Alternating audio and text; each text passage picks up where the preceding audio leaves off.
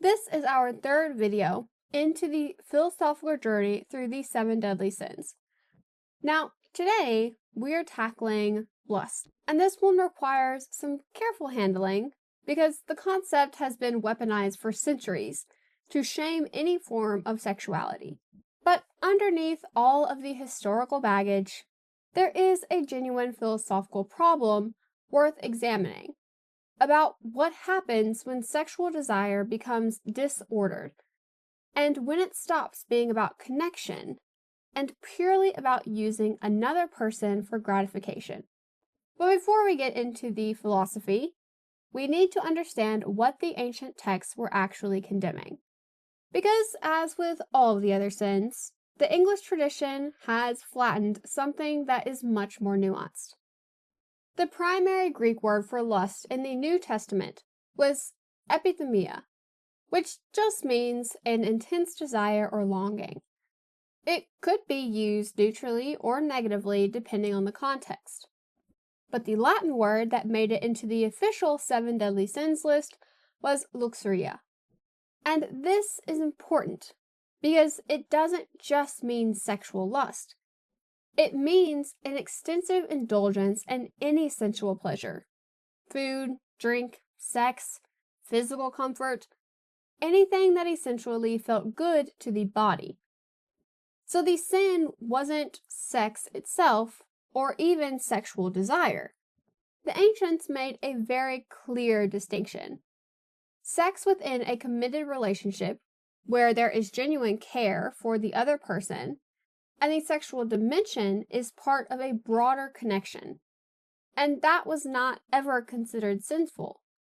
But sex purely for selfish pleasure, like treating your partner as an object that exists to provide you with gratification, organizing your life around pursuing sexual experiences, that was luxuria. There is a fundamental philosophical issue with lust, and it's not just a fear of sexuality itself. It's about how lust changes the way that you might see other people. Immanuel Kant formulated what he called the categorical imperative, which is one of the most influential ethical principles in Western philosophy. The version that is relevant here is this: act in such a way that you treat humanity, whether in your own person or in the person of another, always at the same time as an end and never simply as a means. But what does this mean in practice?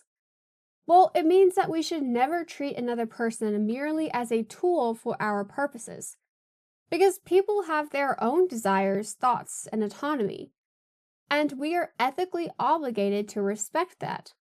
Now, we can cooperate with people in ways that benefit both, but we cannot reduce them to instruments that exist only to serve our goals. And lust violates this principle directly.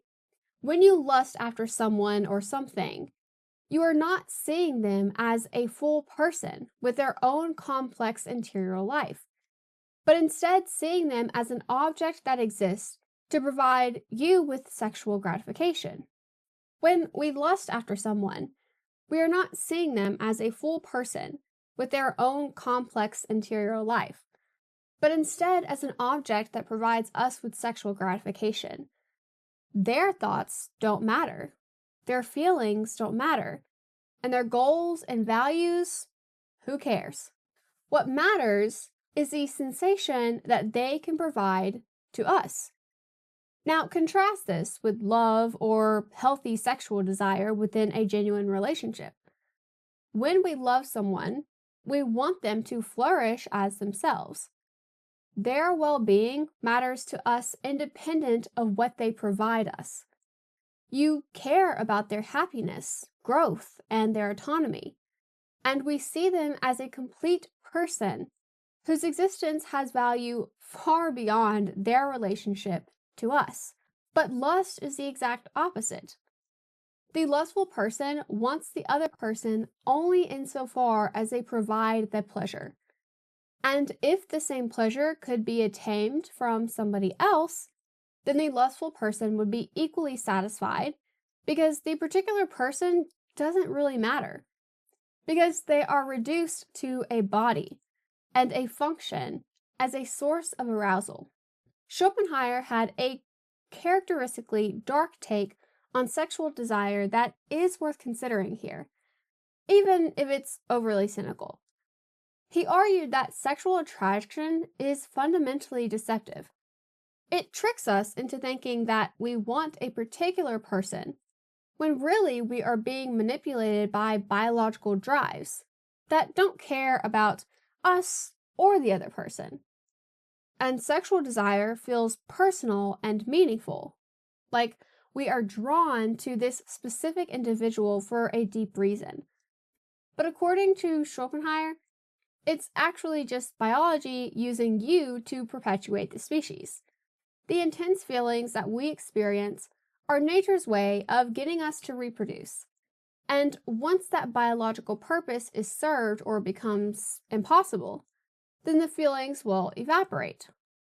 Now, this is a little too cynical because it does deny the possibility of genuine love that includes sexual interaction.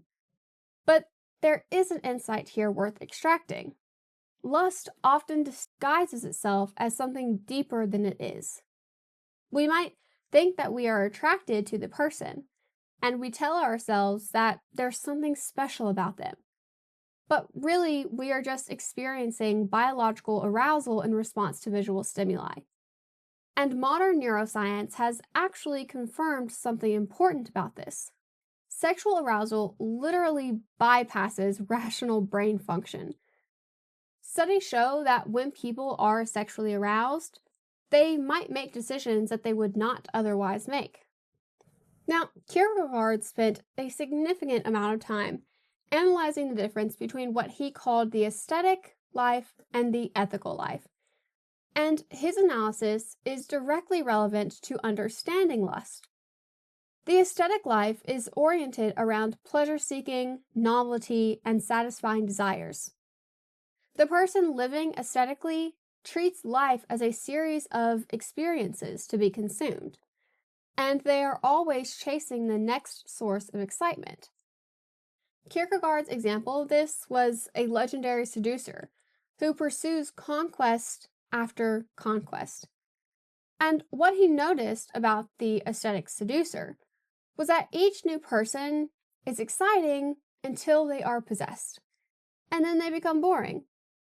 The thrill is in the chase, the novelty, and in the conquest itself. So they move on to the next target, and the pattern can repeat endlessly. Now, this person can never actually be satisfied, because satisfaction would require sustained connection with another person. And sustained connection eliminates the novelty that was providing the excitement in the first place. The aesthetic seducer is also fundamentally lonely, because no real connection is ever made. Each person is just a temporary source of stimulation before the next one. And Kierkegaard contrasted this with the ethical life, which is built on commitment and responsibility. The ethical lover commits to one person and finds depth through sustained relationship. Instead of the shallow excitement of novelty, they experience genuine intimacy that develops over time, as two people actually know each other deeply. And this is where we can see the parallel to greed that we discussed in the last video. Both lust and greed share the quality of being insatiable. The greedy person always wants more money, and the lustful person always wants the next sexual experience. Neither can ever be satisfied because they are not actually pursuing something that has an endpoint. St. Augustine wrote extensively about what he called concupiscence, which is disordered desire, and he noticed that sexual lust shares this insatiable quality. You can never have enough because it's not about the person. It's about the excitement, the pleasure, and the validation of being desired. And most importantly, the ego boost of conquest. And those things wear off very quickly. You habituate to them, and then we need something new or more intense to achieve that same effect. If there is no deeper connection underneath, and it was just primarily about sexual excitement, then when that excitement inevitably diminishes, there's nothing left holding the relationship together. And all of this has led to the modern problem of dating. Now, modern dating applications have created an entirely new environment that amplifies lust while making genuine connection harder than ever to achieve. The mechanism of these applications is pretty simple. Now, we all know how they work. You swipe left, you swipe right, and you make a split-second decision about whether you are interested based entirely on physical appearance. And this reduces people, again, to their most superficial characteristics. We are not engaging with them as full persons, just judging a curated image and a few sentences, which means the entire interaction is set up to emphasize physical attraction over compatibility. Now, these applications also create what psychologist Barry Schwartz identified as the paradox of choice. When you have too many choices, you don't become more satisfied, but instead you actually become less satisfied because we are always wondering if there's someone better just one more swipe away. Now, when we have 100 potential matches online, you cannot commit to anyone because commitment means foreclosing on all other possibilities. And this creates exactly the pattern that Kierkegaard warned about the aesthetic life: constant novelty seeking, inability to commit, perpetual dissatisfaction, despite or perhaps because of having ultimate options. And now, there is a profound irony here. These platforms promise to solve the problem of finding compatible partners by giving you access to more potential matches than you could ever meet, but they actually make the problem worse. Because the structure of the technology emphasizes exactly the wrong things. Physical attraction and sexual availability become the primary drivers, while the qualities that actually sustain long-term relationships, like emotional compatibility, shared values, and genuine care for each other's well-being, become secondary. So, we're actually going backwards in terms of what humans are supposed to be. We used to be driven purely by sexual desire. It didn't matter who you were with, what kind of relationship you had. Your job was to reproduce, reproduce, reproduce.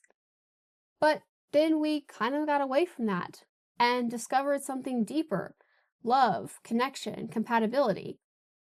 And now we are regressing into these sexual creatures that simply lust after everything that they can, which means that we are less satisfied with our romantic lives than previous generations who had far fewer options. People claim that they want meaningful relationships, but then organize their behavior around casual sex and call it dating. Now, we pretend that we are open to love when actually we are just pursuing lust and rationalizing it as a modern approach to relationships, which is why younger people are having less sex, because they realize that sex and lust are an insatiable desire that brings no happiness whatsoever. So, why is lust considered deadly? Not in the sense that it kills your body, although it can, but in the sense that it kills something essential to human flourishing. Lust promises intimacy, but delivers loneliness.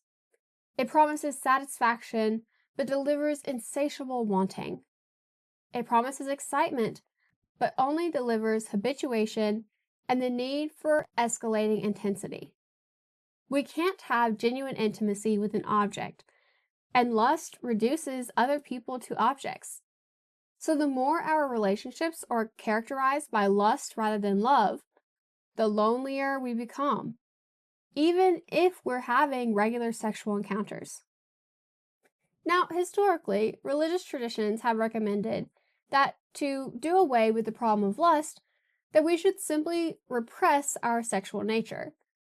But that's not really the answer or the solution to the problem, because it doesn't stop the lust. The solution is to crave genuine connection with other human beings. And it doesn't have to be sexual. It can be purely platonic. The more we see each other as humans, the more connection we will feel with each other. So, with that said, thank you guys so much for watching. As always, don't forget to like, comment, and subscribe, and I'll see y'all next time.